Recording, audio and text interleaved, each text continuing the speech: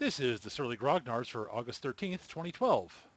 This is Peter Bowman, and I'm joined by my good friend and co-host, Eric Carlson. How are you doing tonight, Eric? I'm doing all right. I've got mead. I've got tobacco.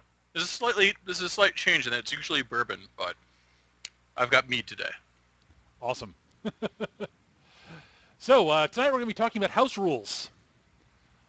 Wonderful topic. We're going to, as usual, we'll talk a bit about pros and cons of using house rules, and then we'll talk a bit about when we think they probably should be used. If we have time, as usual, we'll be taking questions at the end of the show. We got one in via email, and if you've got a question during the live while you're listening to the live recording, you can email them to our email address, surlygrognards@yahoo.com, or you can just ask them in the chat here, and we'll try to get to them at the end of the show. So why don't we start off with, we should, I guess, sort of talk a bit about what a house rule is. I mean, it's sort of obvious by the name, but a house rule is the way I define it is a house rule is something that either covers something not covered in the base rules or alters something in the base rules and is agreed upon by all participants. Yeah, for the most part. In an RPG, it's often house rules. A lot of times, I experience it's sort of the GM saying, "I'm going to be using this house rule. Are you guys cool with that?" So it's generally sort of a come down from on high, but there's sort of an implicit if it's okay with you in it, because that's really the way RPGs should work. Right. I actually encountered them more in war games, and usually within small, tight-knit groups of war gamers. Like I encountered them in my War Machine crew, which is like 4 guys, but I've never encountered them in like anything larger than 6. Right. So. Right. Yeah, I personally don't tend to use them very often in war games. Do it a little bit in BattleTech, but for the most part, I'm more of a fan of playing war games by the strict rules. But but when you're playing Games Workshop, you absolutely have to fix something. That's sort of the problem with Games Workshop games.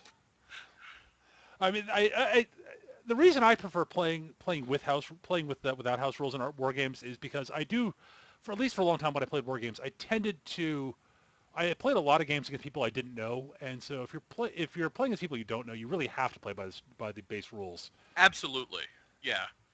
Which is why it's only ever done in a small tight-knit group, and after a while you're like, this is dumb, let's change it to this. Sure.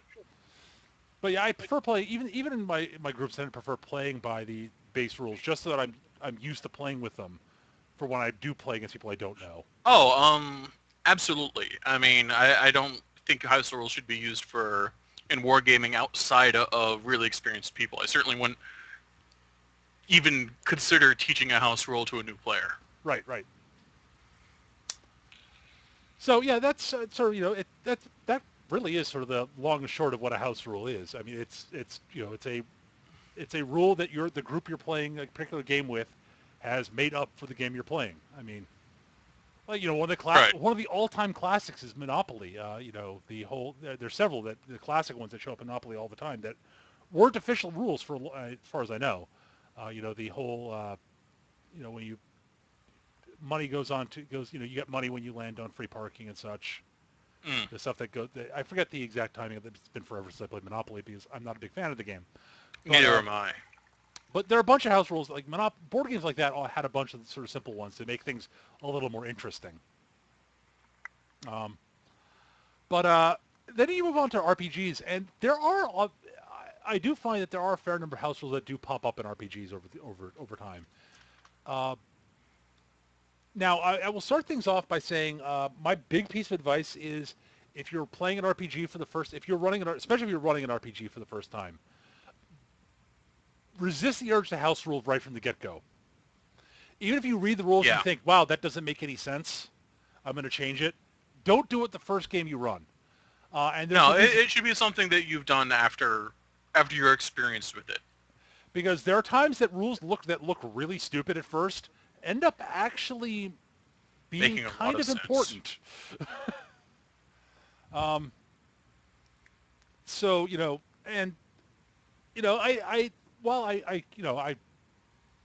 I'm a fan of house rules in RPGs for the most part, especially if like the players and the GM know the system, so you can tailor the system to be more appropriate for your group. Absolutely. I mean, that's house rules are definitely something that should be used more for old vets of the system that are used to playing together. I wouldn't recommend it for a new group of people that haven't played together before, or if you're just trying out a system. Yep. So. Yeah, there are a few here and there that like if you've heard from other players that they play with this house rule and they've been playing it this way because of reason X, and they've got a good reason for it. I can understand. I can see that if you're somewhat new. One of the classic ones one of the ones that leaps to mind for me is one of the house rules I use a lot in 4th edition these days. Is I tend to hand out free expertise feats at level 1 at level 1 2, and a free expertise feat and hand out improved defenses at level 7, just because there are some math problems with higher end 4th edition that you need those to fix. Yeah. Also, they're such good feats that you're gonna want. I'd rather not sort of tax the players into using taking them. At the expense of more fun, fluffy feats for the character.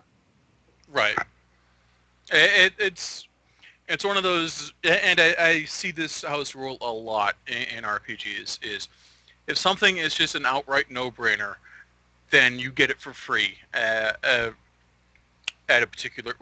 earliest level you can take it, because it's like, why wouldn't you take this? I mean, yeah, there's more fluffy things you could do, but you're literally gimping yourself. And Peter's house rule in 4th edition is a perfect example. I mean, I didn't come up with that one myself, but so yeah. But I mean, that's a classic example of sort of it's a simple, straightforward house rule. I keep trying to think of good ways to fix the language system in 4th edition, which is my biggest beef with 4th ed.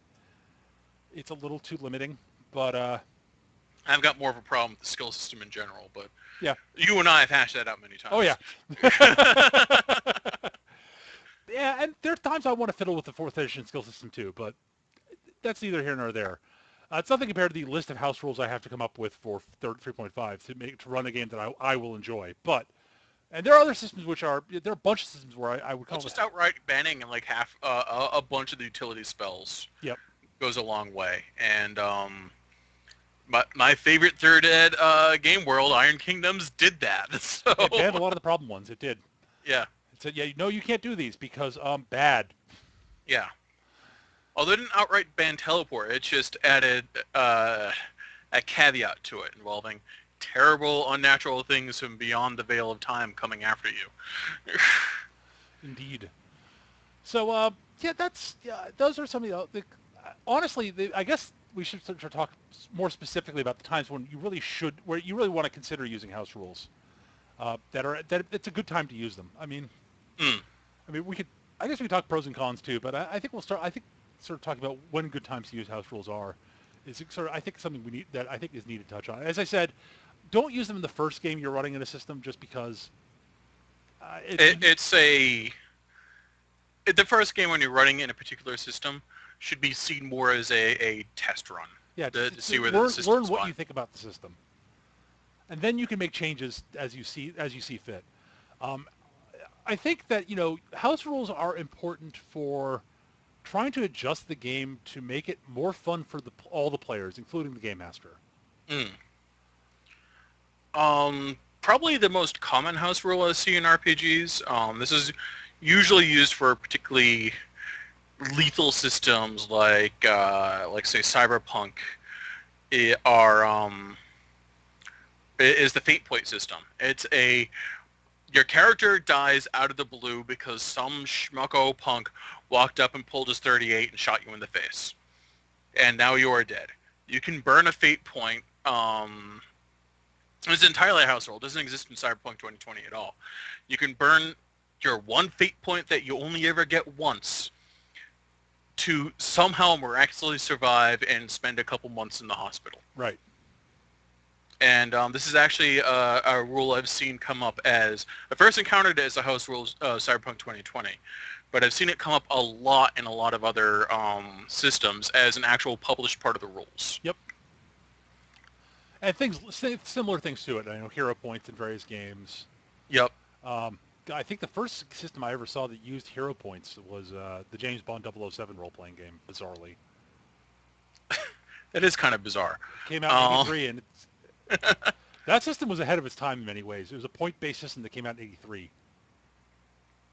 That's amazing. Yeah. Holy shit. No classes, no levels. Wow. Yeah. Wow. I mean, the earliest one I can think of is honestly Cyberpunk, which I think was like originally published in the late 80s. Yep. Yeah, I'll bring that by sometime, some Tuesday, so you can thumb through it. It's interesting. I think one of my favorite things about the system when you're buying stuff is when you're buying your appearance. The more average you look, the more expensive it is. So if you want to be super attractive and tall, it's much cheaper than being, dead average height and dead average looking. Yeah. Which I thought it was really amusing that at the write-up for James Bond, he spent like nothing on appearance because he's always been a good-looking man. He's a tall, good-looking guy. And has a scar. Does he always have a scar? He has a scar on the back of one of his hands. I did not know that. Huh. That came about actually as a result of Casino Royale. The book Casino Royale.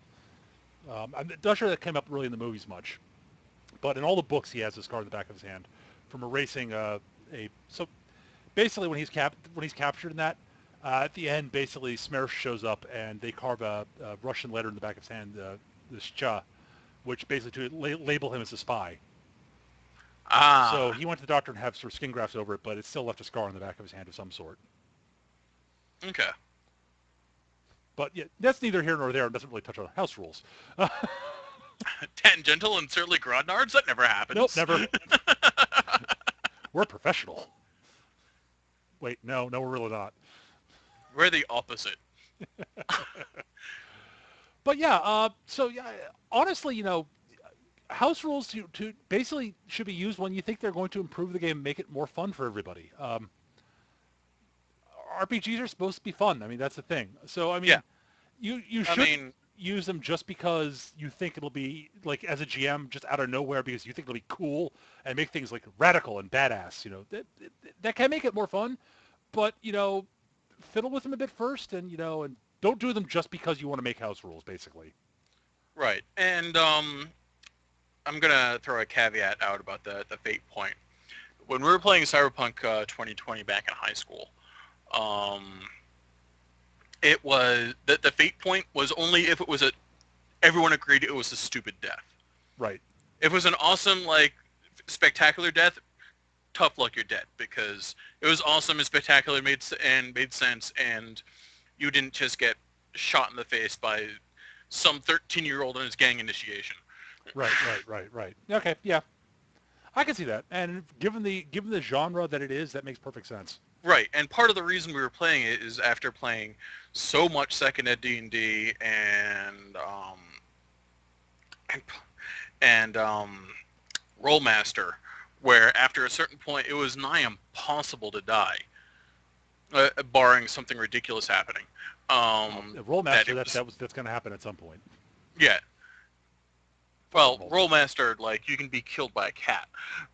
But it required some spectacular hatred from the dice gods. You trip over an invisible imaginary dead turtle. Probably my favorite, but...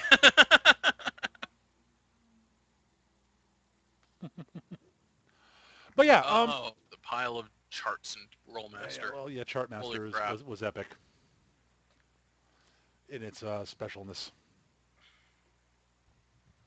So yeah, that really is sort of the. I mean, honestly, when to use house rules when you think it'll make the game better. I mean, it's not much.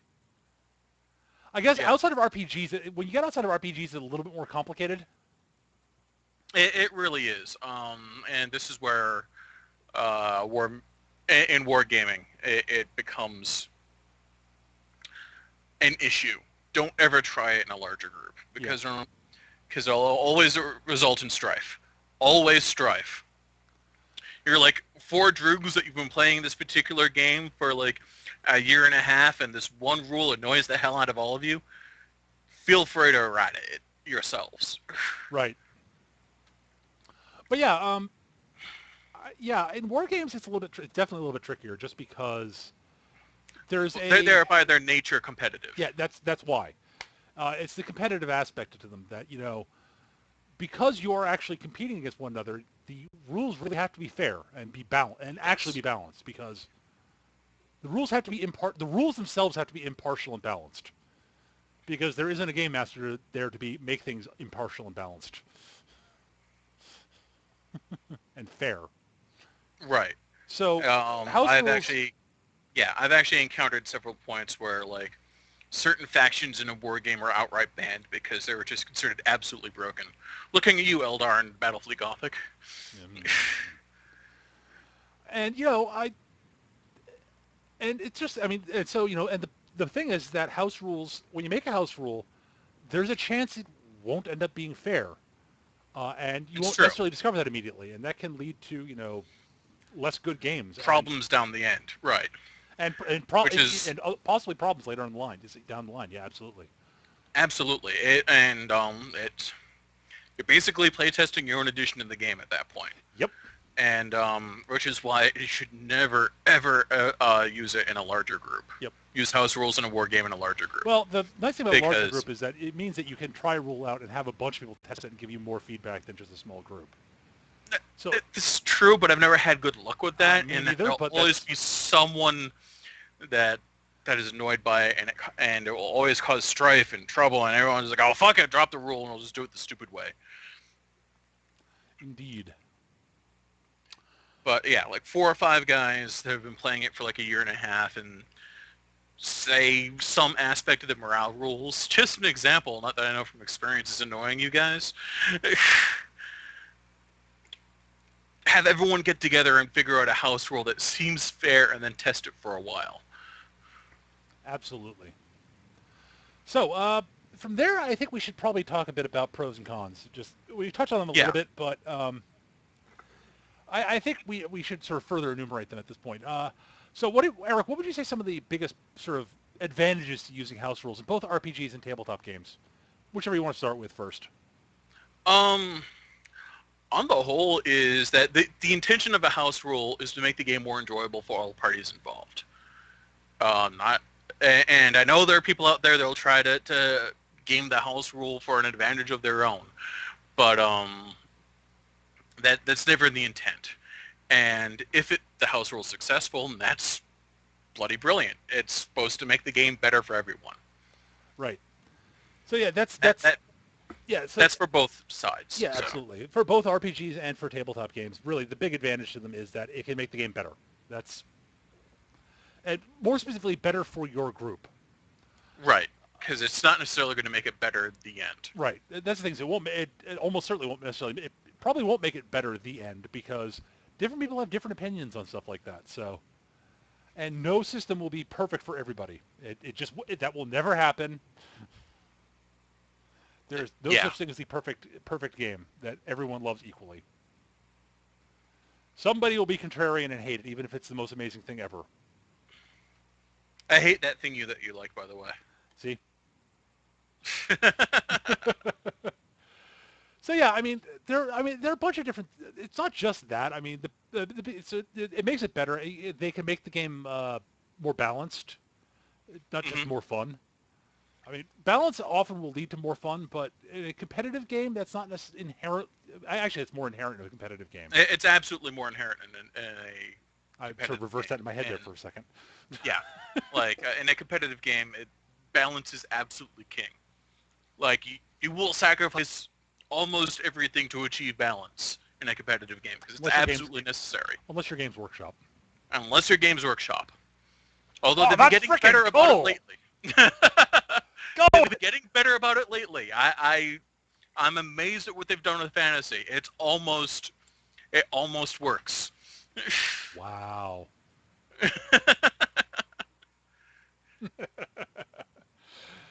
So yeah, I mean, balance. It's not just fun. It's sweet. It's improving balance. It's improving the way the game flows, which again will often usually make things more fun. But um, God, game flow is actually big, especially in like certain types of games, like a lot of board games and war games. Changing things Yeah. just to speed things up or make things flow a little bit better actually is good. Um, there's several house rules for fourth edition to basically are designed not to make things more to basically to speed combat up, just so that combat because combat can drag in fourth edition though. Dear Lord, it could drag in third. Yeah. And every edition of D&D Yeah, combat can drag. combat in an RPG tends to drag, but But with some exceptions. But yeah, so fourth ed. There are people who came up with interesting house rules for fourth ed combat to speed things up. One of the classic ones is that I've heard is basically effectively reducing the hit points of all the monsters, but upping the damage and their damage and accuracy, so that they go down faster, but they're still a big threat because they can hit so like you're Mack doing trucks. nothing but fighting gnolls? It's horrifying. I don't personally think that's the right way to go. Um, I honestly think combat can be almost too fast in fourth edition with especially when players optimize a lot. There are a lot of people I've seen online who basically talk about the fact that if a party can't take down the encounter in 2 turns, they're not optimized enough. And I look at that and go, but that's not enough time to do anything interesting. Yeah, That's just steamrollering. I mean, I that's not don't. necessarily fun. I mean, it's fun for them. I mean, and that's great. I guess, but a proper fight should last forever and be every turn should be the potential of someone dying or winning or losing, winning spectacularly or losing horribly. That's a good combat. Yeah, I prefer combats to be a little bit more drawn out. I mean, going much beyond like in fourth ed, going much beyond like 6 rounds, it's gonna get tedious. Yeah, I could see that. But 2 rounds is just like, yeah, blinking you miss it. It certainly does not make for a cinematic moment. I suppose it's a particularly really holy cinematic, like, shot of the party going and like exploding everything. Every now and then, that's awesome. I mean, don't get me wrong. There are times Yeah. that's definitely cool.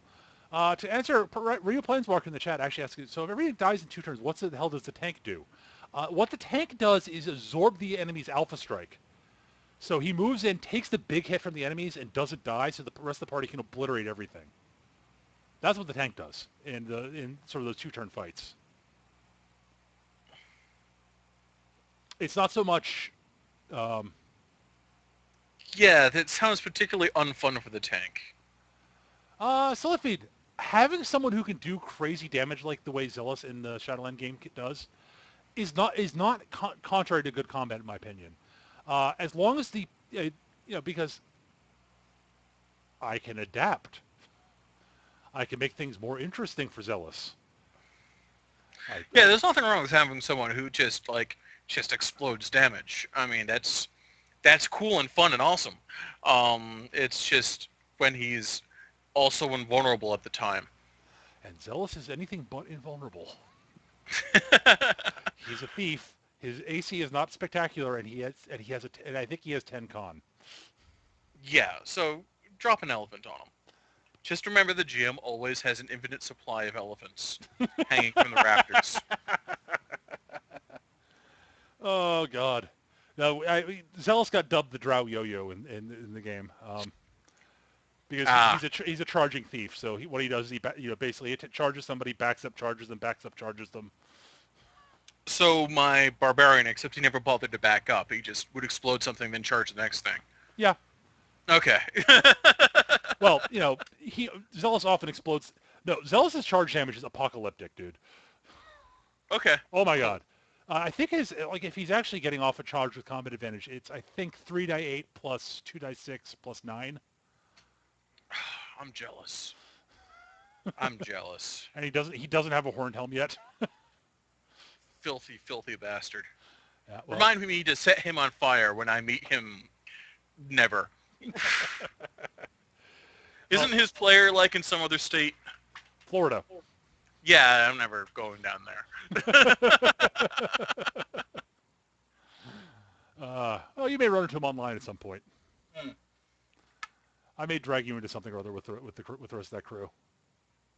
That's a warning, Eric. Sounds like a really fun crew, so I don't think I'd mind it, despite the fact I'd probably have horrible things done to me. Yeah, Horrible, probably. unspeakable things.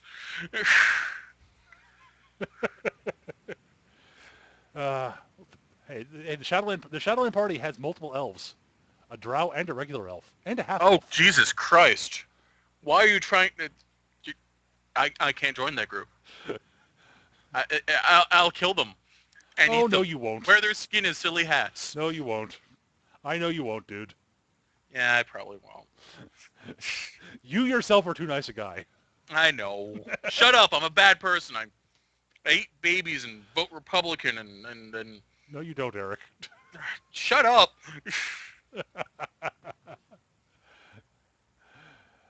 Eric hates... We talked about why Eric hates elves earlier, a couple episodes ago. It's true. There's a constellation. The player who plays the actual elf, he says very little in character, so she's very quiet. Actually, I think you might approve of Soraya. She doesn't talk a lot. Is sort of a cold, heartless killer.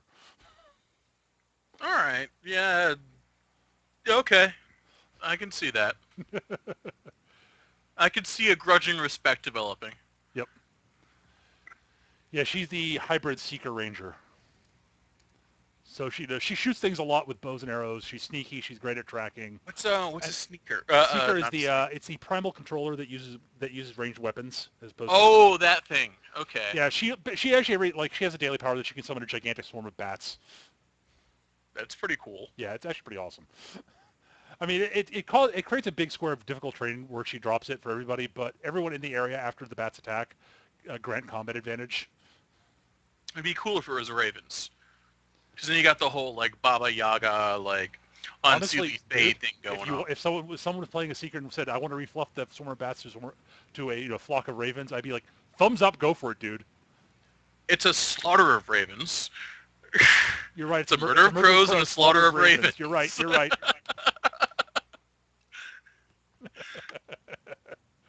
But yeah, that actually sort of is another sort of example of a quote house rule in 4th Ed. It's actually something that they actually explicitly encourage in the rules, which is changing the flavor of the powers to make it fit your character more.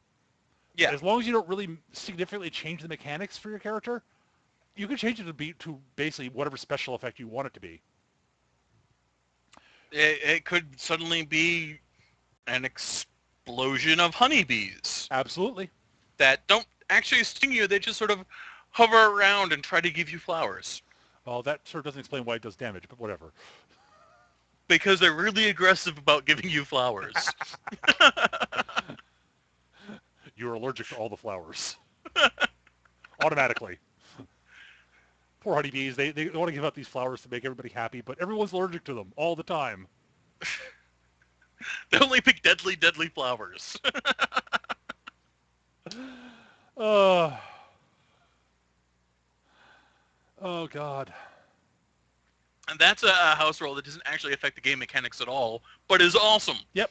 And the refluff, again, that's actually encouraged by 4th edition. So it's not really a house rule. It's actually part of the way the game's supposed to operate that a lot of people sort of miss.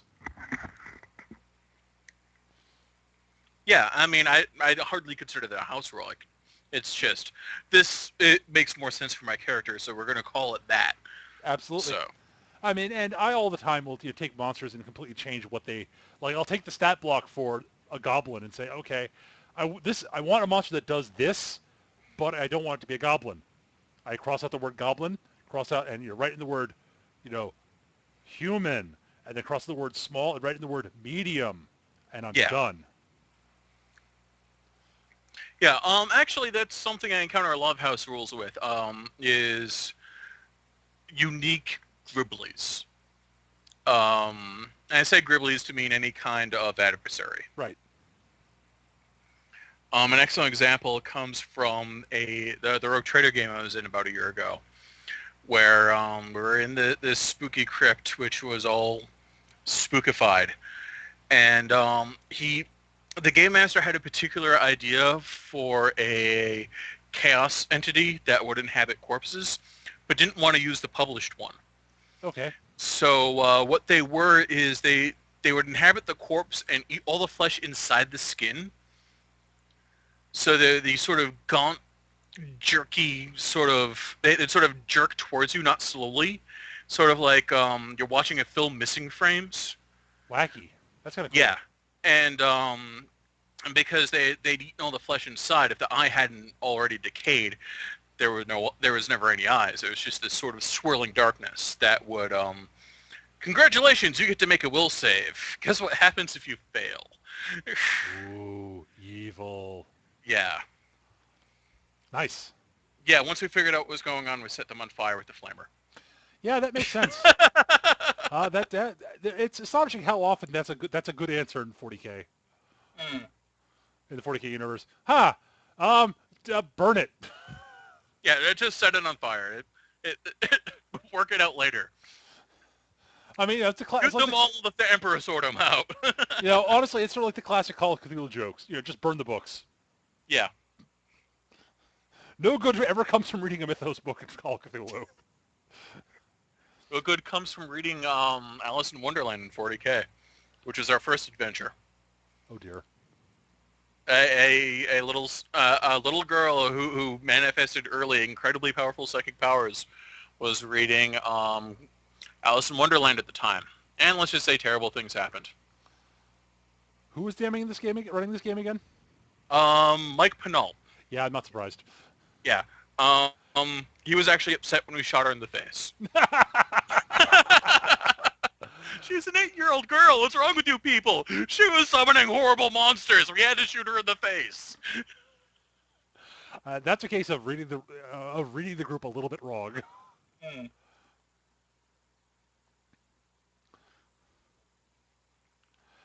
Oh yes. So, yeah, that's. So I mean, that's pretty much most of the pros of using house rules. I mean, they're pretty straightforward. I think the more interesting thing is, what are the drawbacks to using house rules?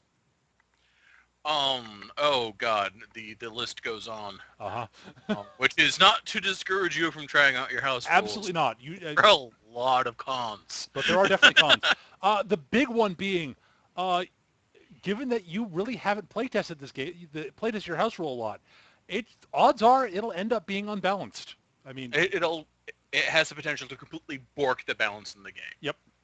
And in a war game, because bork would imply that everything's broken the same amount, so it balances out.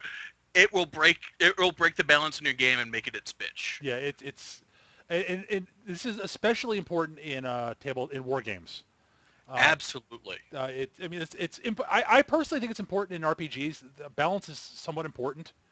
A balance is very important in RPGs. You don't want a 3rd edition wizard on your hands. Or God help me, a cleric or a druid. Yeah. Any of those three. But at any rate, moving on. The big thing is that since you don't have in theory, legions of playtesters to test the rules. Not that all games actually, do playtest this level. rules. Yeah, looking at you, Games Workshop again. Though they've gotten much better over the years. Yeah. I mean, Again, I'm going to give Games Workshop props. They seem to have solved their problem, at least in fantasy. I haven't had a chance to play the new edition of 40K, but I've heard good things. Cool. So yeah, the big thing I've found is, the potential for unbalancing things is a big problem that you really want to keep in mind. Right. Something else that I would probably be concerned about would be the fact that you don't. It's not just balance; it's the law of unintended consequences. Yes. It's not so much that it'll necessarily unbalance the game, but that it will change things in ways you didn't actually anticipate. And again, this comes up a lot, and I think it's more of an issue in a competitive game like a tabletop war game than it is in an RPG. Yeah, although it can actually, though if it happens, it's worse when it's in an RPG. If you actually sort of change things that you didn't mean to change in an RPG, it affects more people all at once, I think. I could see that. And I it can could see have that. some I can't. unfortunate consequences to it in a campaign, unless you're willing to liberally go back and retcon stuff. Right. I can't think of anything off the top of my head that I've encountered like that in RPG. I haven't had it happen, but I've thought about I thought about it sort of just the fact that something could change in a way you didn't anticipate later on. Right. I think could potentially be worse than it would be in a war game, because in a war game it's okay, fine, the rule ended up being dumb, we'll undo it, and our games going forward are fine. But if this rule has done unfortunate things to characters over a couple of sessions, that's part of the character. Even if you go back and retcon it, you're still going to remember those effects on the character Yeah. and on the campaign as a whole. So that's one of the things that you want to sort of keep in mind is the law of unintended consequences. I mean, changing one thing can change other things in ways you don't expect. This is definitely something that needs to be kept in mind, which is why you need to keep your house rules fluid. Absolutely. Make sure, especially in an RPG, make sure you talk to the players about it. Explain why you want to make the house rule change, and make sure the players understand the concept behind it. Because, I mean, like the one where I hand out free expertise feats. I mean, almost no player is ever going to object to. Ooh, free bonus to hit. I object. Unless you're honestly, I know exactly one person I know would definitively object if it didn't fit his character. Because he objected to the fact that he couldn't build his character lame enough in the Feng Shui game I ran with you guys. Oh, yeah. Yeah, Roach. And we had to actually house rule his character to be less competent than he actually was. I remember that, yes. And it actually ended up being a really cool character point. But it ended up being a really awesome character point, because every time he was Jackie Chan, basically. Get him drunk or high, and he was amazing. Yeah, basically, as long as he wasn't thinking about what he was doing, he was an incredibly badass martial artist. He had sort of a block on his ability to use his mental block on his ability to use his martial arts. But other than that, he was sort of he was better than a mook, but not good. Yeah. It was actually a really I remember interesting the character. one fight in the warehouse, I ended up with oxygen deprivation and killing everything. Well, and the best part of it started with him running the crap away from everything because he was abjectly terrified. Mm-hmm. Didn't think you could handle them. That was my first encounter of the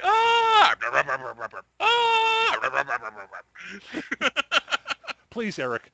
It was boing boing boing boing boing boing boing. Fair enough. Because they were bouncing Benjis, which are cybernetically enhanced Chinese vampires. Yep. Which hop. Because the Chinese hopping vampire is a silly concept that is abjectly terrifying when you actually see what they actually are. Yeah.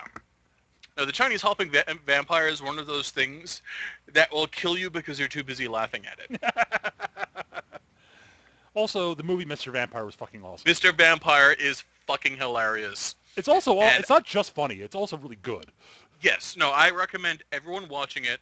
I recommend everyone watching it in the dubbed version. Oh God, yes. The dub is hilarious. Yes. The same thing with the movie Versus, which is Japanese and involves zombies. Watch that dubbed. It's much more funny dubbed, and it definitely has some funny points to it. So, any other cons to our house rules you can think of, Eric, off the top of your head? Unintended consequences, the chance of completely just fucking balance. The other problem with house rules is there might be someone where they think on paper that it will make the game better for them as much as it will for everyone else, but it ends up screwing things in some subtle way that they didn't realize at first. Right. And they start to resent the rule. I've encountered this a couple times, and hence why they should always be fluid. Yeah, absolutely. I mean, I think it ties in a little bit, partially into the law of unintended consequences, but yeah. Yeah, okay, fair enough. But no, it's definitely... It does bear mentioning on its absolutely, I agree completely. The other one I can think of off the top of my head is primarily an RPG-related one, and it's sort of tied into what I said at the beginning of the show, why I don't tend to play with house rules when I play, not RPG, war games. Why I don't tend to play with house rules in war games, is if you get used to playing a war game with your house rules, you can sort of start beginning to think of it as sort of the way the game's supposed to work. And so when you actually go and play a game against someone who doesn't play with your house rules, things can get kind of confusing. I haven't encountered this because, well, this again comes back to the War Machine. I don't even remember what the house rule was we had in the War Machine crew, but we played enough tournaments as a team in quotation marks, Right. and that we tended to show up and wipe the floor with everyone. Yeah. Not that I'm saying I'm badass. It's just it was a new game and we kindled nuances early. Yep. Yeah, and you guys were all pretty good, and you guys actually had a good handle on how that game worked. So. Right. There was some house rule that I don't even remember what it was, but outside of like me, Tor, Roach, and Jay, we never used. And or if we're all planning on going to a tournament together, we would stop using that house rule so we could get used to the game without it. Right. Yeah, I've never actually had it happen to me where I've been used to play house rule and, then went and played and forgot that. I had the other way happen to me, where I played against players who honestly were confused when I said, that's not how the game works. They said, but that's how I've always played. I said, I can point at the rule book that you're wrong. And that's more of an issue of someone being taught a game and being taught it wrong, and that they were taught the house rule. Yes, but I've had it happen where they actually went, oh God, that's actually a house rule of ours. Damn. That's a problem with the group not explaining this is a house rule. Absolutely, and should never be for used the most outside part. this group. But it's it's something that can happen with house rules is the thing. Yeah, and it can happen with house rules, and which is why I suggest you never use it outside of a group that has not its stuff and words and language is suddenly very difficult. Well, again, it ties back into what we said right at the beginning, which is generally don't use a house rule until you really know the system very well. Because it's for old vets at a system. It's not for newbies. Well, it's not just that. I mean, it's not just old vets. It's for people who actually know the system. I mean, right. Well, I was using old vets to mean people that know the system. But I mean, I know people who know systems very well, despite not having played the game a lot. I tend to be one of those guys. I don't know if you can do that. I know for a fact I actually do that a lot, Eric. Okay. Because I compulsively read rule books. Okay. I take everything that I think I understand in a rulebook with a grain of salt until I've actually played it and see how it works in an actual game. Yep. Oh, I do for the most part also, but I found that I'm very good at picking up how games work by reading the rulebook. Okay. You saw how quickly I picked up War Machine, like in my first game. That's true. Yeah, you had it down pretty quick. That's because I read the rulebook compulsively and then watched you guys play a game. Yeah. After that, I knew how the game worked. I miss War Machine. Yes. But but honestly, I think that's the as I said, that's the sort of extreme potential problem for house rules. Yes. It's not likely to happen, but it's definitely if it happens, it's a big problem. Yeah, and it is one I've encountered myself, at least once. Yep.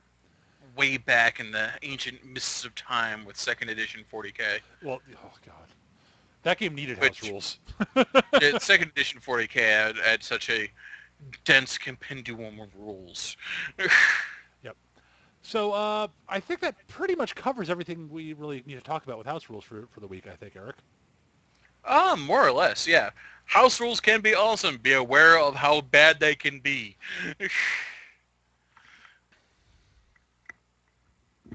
So yeah, I think from here we'll move on to the Q&A portion of the show. So we're going to start off with the email question we got from actually someone who sent one us last week. Actually, Ian Carricker writes to us. By the way, before I actually read the email off, just a reminder to the people in the chat: please feel free to start thinking of questions. Start asking them, and we'll get to your questions after we finish up with Ian's here. Do it. So he's got a couple of questions for us this week, most likely not related at least to our subject. Seeing as we didn't figure that out until what, Sunday? Yesterday? Saturday's when I came up with it, but was it? Okay. So anyways, first question. In 3.5, the DMG had advice on how not to let the players feel like they were useless, such as a wizard took fly, don't just stick random no flying zones because it would eliminate a challenge, or constantly put them where they can't use it. Note the constantly there. Personally, I follow this rule in DMing 4E and Shadowrun, but I have noticed some DMs tend to practically target what players do not have to maintain a challenge. Such as, for example, if I take poison adaptation, they stop using poison effects entirely. This I do understand as they want to maintain a level of challenge, but do feel like it makes it feel like I wasted a feat. How do you consider player reward for preparation versus maintaining a high level of challenge? Ooh, That's actually a good that's question. that's a really good one, and I don't have an instant answer. That's something I struggle with on a on a weekly basis, actually, um, because Um, specifically in Shadowland, well, giving Eric time to buying Eric some time here to think about his answer. Uh, Zealous is hyper optimized for charging. He really doesn't do a whole lot else. I mean, he does other things well, but his plan in combat is he's got plan A, which is charge, and then plan B is other stuff that's sort of okay. So I have to run this balance between, not completely denying him his chance to be really badass and awesome, because that's what he wants his character to do, is be badass and awesome and charge into combat and slaughter things when he charges them with his rapier. But I also don't want them to be completely dominant in you combat. just hurt me with charge with a rapier. Rapiers aren't for charging. Shh. At any rate, it's a thief. It could be worse. He could be charging with a dagger. Okay? I could actually see that better. Me too, actually. But that's neither here nor there. But back to this question is the thing is, so I walk this balance of, I don't want to constantly use mass quantities of difficult terrain and like immobilizes and stuns and just remove him from the combat. But I want to use stuff to make Zealot make Scott think about what he's doing in combat, so he can't just push the button over and over again. And to make things challenging for him. So it's a thing you have to walk. Also, like you'll note that most of the players in the group have some sort of damage resistance, and I have not shied away from using attacks that do ongoing of that type of damage, because I honestly my take on that is, if it makes sense for the enemy to have that, then they'll have it, and if the players are immune to it, oh well. I'll think of ways to make the combat a little bit more interesting, anyways. So Eric, you got any sort of thoughts on this topic? Um, Basically, it's usually a sign of an inexperienced DM when they just stop outright using something like that. Um, and you should forgive them of this because they are inexperienced. Um, if that's the case. But honestly, if the DM stops using something just because you bought a feat, you've just eliminated an entire group of enemies from your potential roster. Yep. So I mean, this is entirely a metagame thing and should not work into like the actual role playing of anything in any way, shape, or form. But doesn't make it bad. An example of something like this that I encountered was in an Iron Kingdoms game I was playing. I keep on coming back to Iron Kingdoms today. Huh? Where one of our players is a Trollkin. Now, Trollkin are as immune to poison you can get in 3rd edition Dungeons & Dragons without actually being immune to poison. Right. They had a massive con bonus on top of a tremendous bonus to resist poison on top of actual damage resistance to poison. Right. So without actually being immune to it, they were immune to it. Right. They were while they were technically immune, they were sort of effectively immune. Yes, they were effectively immune. For all intents and purposes, they were immune. But none of the rest of us were. Right. Because we were all playing humans, except for the one Ogren. In any case, so this doesn't stop him from using poisons, but simply through stupid luck of the draw, a lot of the poisonous things that we ran into ended up affecting the Trollkin first. At one point, I remember him going, this tastes like Mom's cooking. And because my character had been more or less childhood friends with this guy, I went, this has arsenic in it, doesn't it? Yeah. And that sort of also touches on sort of what you're talking about, sort of limiting stuff. Like I've seen players sort of talk about, why would you ever take the feats and such, that the fighter feats that basically make your opportunity attacks and combat challenge attacks much more nasty, because then the bad guys will stop like triggering them. And my reaction to that is because it makes the bad guys stop triggering them. Yes. Again, it's entirely That falls under category of mission accomplished. If the yeah. bad guys stay there and fight the fighter, that's what he wants. Yes, that's there's no reason not to take those because holy crap, they stopped doing that, and okay, that means I get to sit here and wail on him while the wizard blasts him in the face. Yep. Awesome. So yeah, I think that pretty much covers that. The first question. His second question is, this has most likely been asked before, about character optimization versus background and character itself. It seems to have been getting more common that people see background fluff and picking power, skills, and feats to fit with the character as secondary, or tertiary even, to make a character optimal for the specific roles they have for combat, which is starting to feel rather lifeless lifeless groups where characters don't have a chance to interact with anyone. At the same time, this can lead to criticism choosing less optimal powers or feats rather than the ones that do fit the role that we have. Do you have any recommendation for balancing of this, or any things you do as a GM or player to encourage more player interaction? Okay, I'm going to start off by saying this. There's a classic comment on the D&D optimization forums where they refer to what you're talking about to a certain degree as what is known as the Stormwind fallacy. This isn't quite the Stormwind fallacy, but it sort of falls in the same category, which is the Stormwind fallacy basically says that an optimized character does not, just because you're an optimized character does not mean the character can't be a rich and deep character that you can roleplay well. Similarly, a character that is intentionally weaker does not automatically make it a more interesting, deeper, and more fun character to play. Those are both fallacies. And yes, they're definitely this is true. So the thing is that what you're talking about, I think, is more of a case and a sort of a quote problem with newer players. Also, it's a thing where you'll see that more often with players who are more into the gamist side of role-playing games than they are into the simulationist or narrative side. And that's just a large chunk of that's player preference. Honestly, if you want sort of character interaction and fluff, back to the whole refluffing things to make things like the powers that are optimal, just refluff and make them more fluffy. I can understand like occasionally there'll be times where you're like, I don't want to use weapon X because weapon X is like this weapon is much more the scimitar is much more in flavor for my character, but the scimitar sucks in comparison to the bastard sword. So, and I have to spend a feat for either of them to get it. So why would I use a scimitar?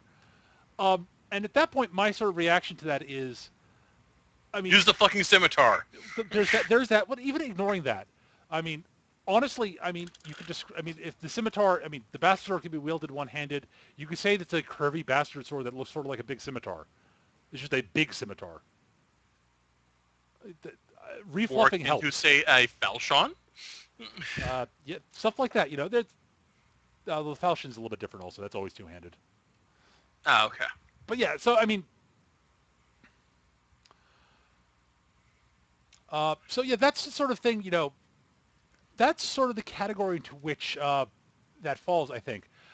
Also, I mean, the other thing is, but ignoring that, if it's a problem for your group that you think people are just focusing on taking stuff to make them more effective in combat and aren't taking free fluff stuff, give them a random free feat to say, hey, look, dude, guys, either give them my house rule for using expertise feats, because I find that those crowd out more interesting stuff.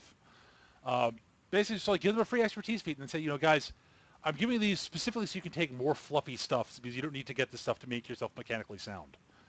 And make sure they know that. And if they keep going, keep going. Well, there's more ways to optimize. Then that's a player who's big into gameplay, and that's fine. That is what they want out of the game. It's not wrong.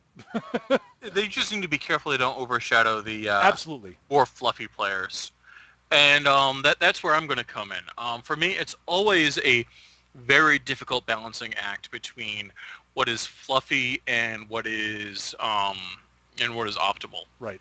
I mean, and sometimes it kills me, but sometimes I have to take the not optimal thing, or just not cool thing. An excellent example is my Tuesday night game with Peter, the space opera. it got a bunch of crazy cool powered armor, but my bombastic space pirate would never deign to wear powered armor because it hides who he is and his glorious face and his stylish armor-lined greatcoat. Because if I can't wear that, then what's the point of going into a fight? Yeah. And it kills me not to wear powered armor because powered armor is cool. Also, the fact that most of our combat takes place on ships, and powered armor is not really ideally suited for fighting in ship-to-ship combat. Fuck that, powered armor is cool. But yeah. Yeah, similarly, I can think of an example from another one of our Tuesday night games, back when we were doing the Star Wars game. My character, Nalem, I steadfastly refuse to wear armor. Yes. Because it's Star Wars. You don't wear freaking armor unless you're a stormtrooper. It's true, but in that case, I did succumb to the powered armor call, because honestly, my Wookiee thought powered armor was kind of cool. I was a little jealous that no one wore it, so when someone made some Wookiee-sized, he wore it. Yep, and as I said, my character said, no. Ideally, I don't want to get in a fight. Right, your character's all about not getting stuck in. So. Well, I mean, talking. I mean, I would much prefer to talk my way out of situations. Right. Because he's really good at that. Well, my Wookiee was more akin to, hey, fighting is cool. It's a cultural thing for my people, I think, maybe. I haven't hung out with them for 70 years, but whatever. Well, the thing is, Neil was actually decent in combat. He was a phenomenally good shot. Yeah. That's the fault. And he was a scoundrel, so we actually got the sneak attack bonuses. We actually were using the accuracy bonus one. Yeah. The flex, you can either add +1 per whatever to your hit roll or to your damage roll. Oh right, it was bounty hunters that got the sneak attack bonus. Well, no, I could have taken sneak attack instead. Right. Okay. I just chose to be even more stupidly accurate. Right. Which was awesome in ship-to-ship combat. Does it apply to that? But yeah, for me, it's always a difficult balancing act between optimization and what's fluffy. And sometimes optimization and what's fluffy go hand in hand, and it's great, and everything is happy and rainbows and fluffy bunnies that chew your face off, because for some reason I'm into that at this particular moment in time. Yep. But sometimes it's really tough, and yeah, the one example where choosing something that I thought was awesome, not necessarily optimal, but awesome over what my character would actually do, ended up in the destruction of the world. Oops.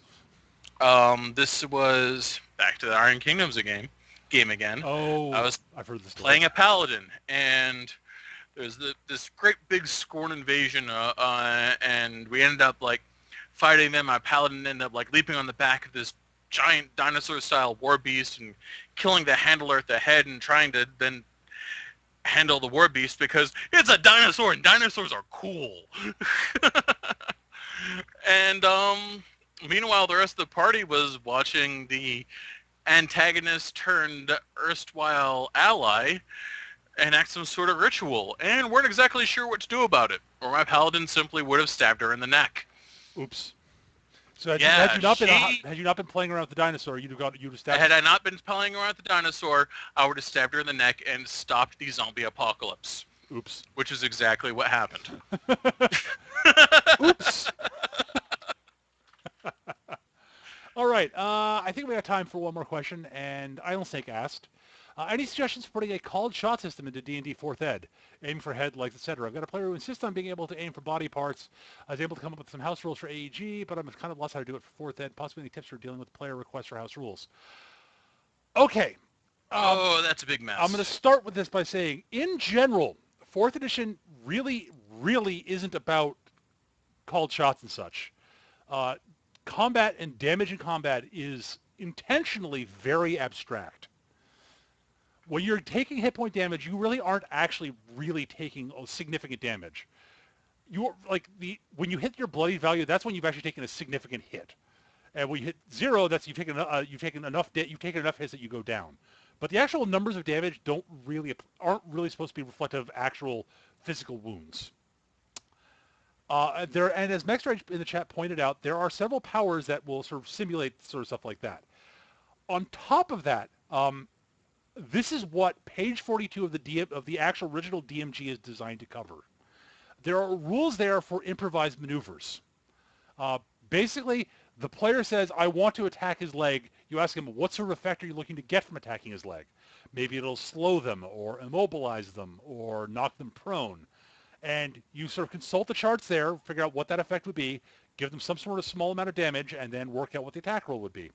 And you go from there. And there are charts on page 42 of the DMG, the original DMG, for how to do this. I think it's probably also in the new DM book that came out that came out for Essentials, which is the DM's kit. Um, so Fourth Ed is so weird, though. A lot of those kind of effects are covered by powers. Yeah, that's the that thing. That one would have. As far as like called shots, if it's like you're aiming to disarm, say, I'd probably allow something like that. In which case, you have to make a successful attack roll, and then allow the enemy with a weapon to make some sort of test or counter-attack roll or something to hold on to their weapon. And assuming the player was successful, they're disarmed briefly. Yep, or their arm is numb for a round. Yep, they can't attack with that weapon. There is actually a fighter power that actively disarms people. They actually explicitly, the designers actually explicitly didn't really want disarm or sunder or anything like that in 4th Ed. Because for a weapon user, that basically is, it's not just, haha, I've disarmed, it's a, ha, I've done something cool. It's, haha, I've just basically killed you. I've just eliminated you as a threat in the fight. And so a lot of what they say, and this is also another important thing. The other thing you can do is if the player wants to be targeting like dangerous areas so they can do extra damage, the way they should do it, they're looking at they're sort of reversing the way they should handle things. What you should do is they roll to attack and see if they hit, roll damage. If they rolled a lot of damage, they hit somewhere that was more important than if they rolled low damage. So you just basically have to sort of reverse what you're thinking about and sort of take what the game is giving you and turn that into what the narrative is. I know that sort of doesn't fit exactly what they want, but, you know... You're automatically going to get the guy that goes, dude, I'm attacking his head. That should cause so much more damage. And the guy goes, to which the response is, you can try to attack their head, but they're not going to let you. Exactly. So we go back to the basic attack roll deal. So damage is all abstracted. Yep, exactly. And it's not going to satisfy your player, and he's going to be all mopey and annoyed for a little while. But honestly, he'll either get over it, or you can stab him in the neck. So yeah, basically, I wouldn't actually... 4th Ed really isn't well suited to real sort of called shot rules and damage locations. Dungeons and Dragons in general isn't. It never has been. Honestly, for gaming systems that you want that are a bit more akin to that, I'd say you look at there was an old system that was set in the whole Elric of Melibone world. I can't remember the name of it, but it basically covered all that kind of shit. That might be what he's looking for. Absolutely. And I'm completely unhelpful in not telling you the name. Yeah, GURPS handles hit location very well. So does Hero System. Hero System covers it really well. If you want to use Cyberpunk, but good luck adapting that to a fantasy setting because it's going to be a pain in the ass. I mean, there are systems out there that cover that better than 4th Ed ever will. So I think basically sort of talk with him about sort of reversing how he looks at it, and especially with like disarms. Disarms are a great way to describe the blow that defeats the enemy. It's like, oh, I dropped him to 0. Well, then I disarm him, and he surrenders and is out of the fight, and boom. There you go. He's disarmed and out of the fight. It's kind of cool, isn't it? Putting that kind of narrative power in the hands of the players is something I actually encourage personally. I think it's a good thing. I remember you putting the is he dead or not in our power in the fourth edition game. Yep. And to which I said there is absolutely no reason to ever take anyone alive. I'm fine. Sorry, guys. If you want someone alive, he's dead. Or you have to like tell Tarek, don't kill him. You forgot to tell the barbarian, don't cleave him in twain. What'd he do? He cleaved him in twain. All right, so I think that's all we have time for tonight. hope everyone enjoyed the show. If you've got questions, comments, feedback, or anything like that, please feel free to, or if you have questions you'd like answered in the Q&A portion of the show, please feel free to either comment where you find the recording of this, most likely at mechagm.blogspot.com, but there are other places you might find it. Or you can send an email to our email address, Filthy pirates. surlygrognards@yahoo.com. That's surlygrognards @yahoo.com. That's all one word at the beginning. And we'll try to get to your questions in a future show. You can find me on Twitter at mechagm or on Facebook or Google as Peter Bowman. You can find Eric's work on the webcomic Boston Arcanum, which is located at bostonarcanum.com. That's all one word there at the beginning. Amusingly, Hakeem has not been doing updates. Oh. So there's like a month of backlog of work I've given to him. But yeah, hopefully eventually you'll be seeing more updates on that for those that have been bothered to check. But if you haven't checked it out, it's a good webcomic. It's fun. Good stuff. But I'm Peter Bowman. I'm for my co-host Eric Carlson. I wish you all a good night, and may all your dice rolls be successful. Say good night, Eric. Good night, humans. We'll see you a lot next week.